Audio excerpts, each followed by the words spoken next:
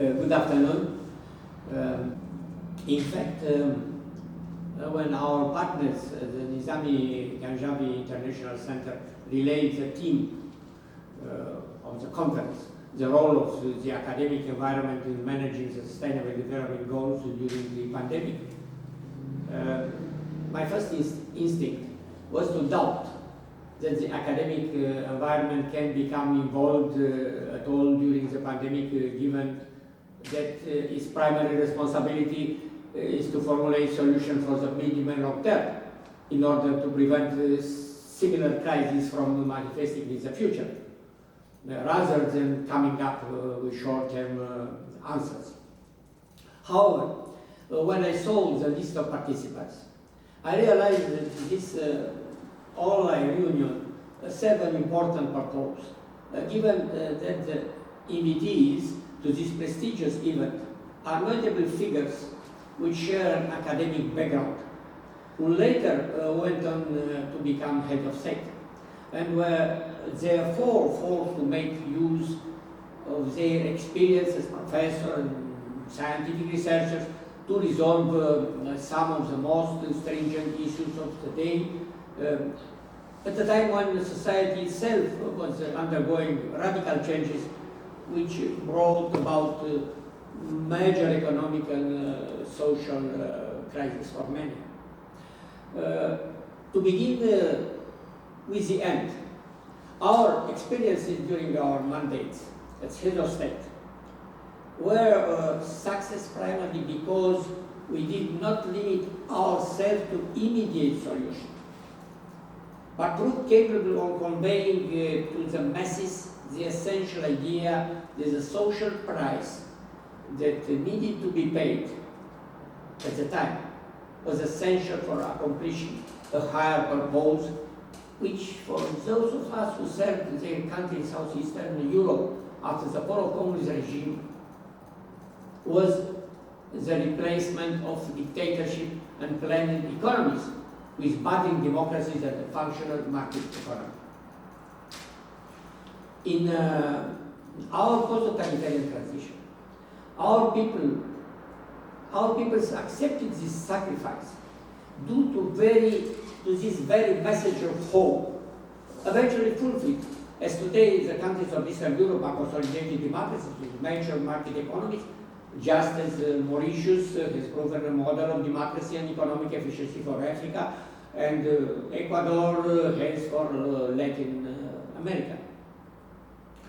The COVID-19 pandemic has highlighted the exemplary civic responsibility shown by billions of people worldwide who followed the advice of medical professionals, even while governmental messages were limited to stay indoors, wash your hands, wear a face mask, keep your distance, or in the most fortunate of cases, only barely managing to address the critical health care of economic issues.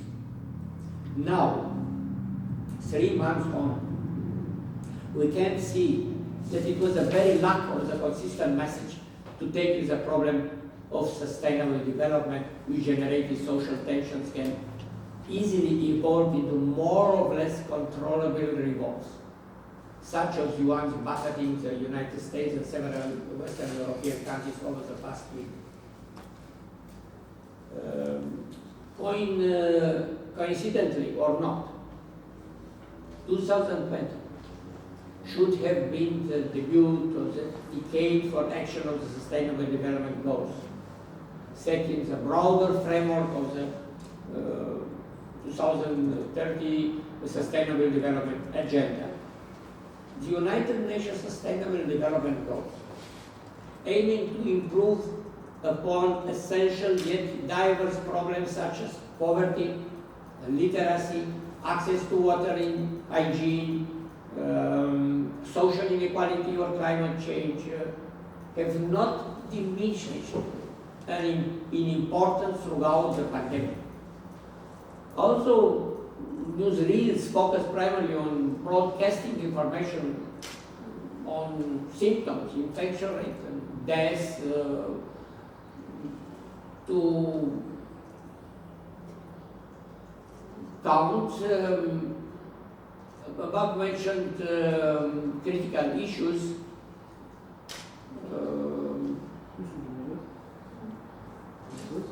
to aggravate left untended. Perhaps surprisingly, the pandemic has highlighted great shortcomings in the field of healthcare, economics, education, social protection and human rights across the majority of developed countries, which only goes to show that existing institutions like advanced warning system that allow for the fail-safe solution in times of crisis.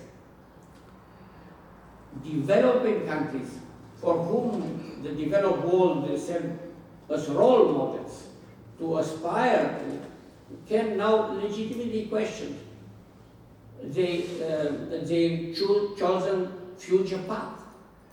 And just as legitimately, then they ask the member of the academic environment why they chose to keep their long silence instead of publicly tackling and exposing these deficiencies, which is only 3 months were painfully highlighted by the virus itself. Our answer to the pandemic must not be separated from our endeavors to implement the United Nations Sustainable Development Goals.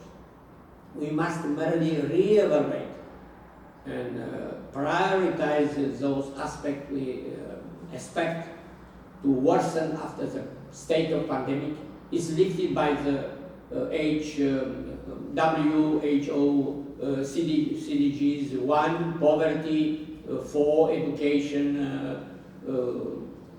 6, access to water and hygiene, 10, combating inequality, 12, responsible consumption and production practices. And lastly, SDG 16, securing peace, justice, while adequately managing the security institution. Revitalizing these critical goals can only be accomplished through solidarity and international cooperation. The very things that have been made much more difficult after states faced with tragic events during the pandemic began to self-isolate and to only seek solutions for their individual salvation. The immediate solution for the smoothest possible recovery have to include a better planning of public and private investment in sustainable development in order to create a resilient infrastructure, the strengthening of our social protection system, and an increased investment in uncovering underlying causes and minimizing existing risks. What can the academic environment offer to better manage these goals? Vision, strategy, and specialized instruments. Ongoing qualitative and quantitative research has helped identify the extent issues and the number of people affected. We now know that the coronavirus pandemic has had a major impact on the broad swathe of the global population, not only from a medical perspective, but also economically, socially, culturally, educationally, psychologically, emotionally affecting the future of democracy and of human rights. In order to provide solutions that facilitate sustainable development, the academic environment must create its own agenda and refuse to acquiesce to the pressures of the financial or political milieu, which so often has been proven in the past to seek to only further their own interest. In order to forestall a return to prior situation or worsening of existing ones, as happened after the financial and security crisis of the early 21st century. In accepting its given mission as a glue holding social solidarity together, the highest consideration of the academic milieu must be the interest of citizens. Before presenting their own plan to rebuild contemporary society found adrift, academic researchers must first set their own affairs in order. Ethical and moral issues must become paramount to the academic milieu. The scientific research must persevere in its search for truth instead of profit. In any of Lacan's many guises, financial, political, or of public perception. Scientists must refrain from using sound bites crafted by communication specialists such as the new normal, a vague phrase signifying nothing and everything at once. And they must reject the cliché of political correctness which only rebranded societal events as slightly more attractive without tackling their underlying causes.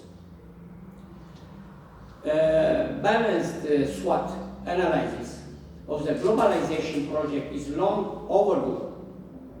One, the distance is itself from equally damaging utopian or dystopian approaches.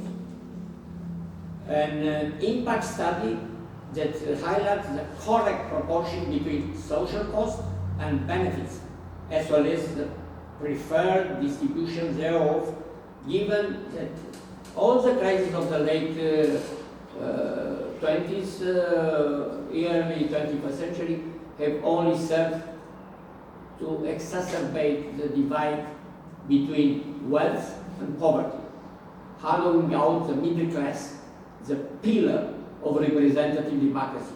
So badly it is now becoming apparent in even the developed nations. Sustainable development can only be achieved in a society founded on moral values instead of profit. One capable of minimizing greed, wastefulness, and arrogance, while promoting faith, mindfulness, and decent living standard. In this society, the academic milieu must act as a guarantor which safeguards that technology does not affect our natural right to privacy, that artificial intelligence or automatization do not dehumanize the social fabric, that the medical progress is strictly controlled along ethical lines, that education is again predicated on imparting knowledge rather than skills and abilities, and that culture is not replaced by entertainment. The alternative is what we have been witness to over the last few days on our television screens and across the social media platforms. Peaceful manifestation condemning the revolts and use of authority by police, hijacked by violent groups aiming to provoke the general chaos. For Europeans, this seems like a déjà vu on the image of the street clashes between far left and far right anarchists in 1930s Germany, which ultimately led to fascist and communist dictatorship across the old continent. We in Western Europe are thankfully inoculated against the flagellum of this type of dictatorship. And we are aware that this kind of societal evolution cannot occur again today. This does not mean that we must not be mindful of the danger of that threatened representative democracy coming either from the ranks of the protestocracy, a violent movement bereft of ideology, leadership, or an avowed membership, which aims to institute a generalized anarchy, or from unchecked authoritarianism, which threatens with the armed intervention of the military forces.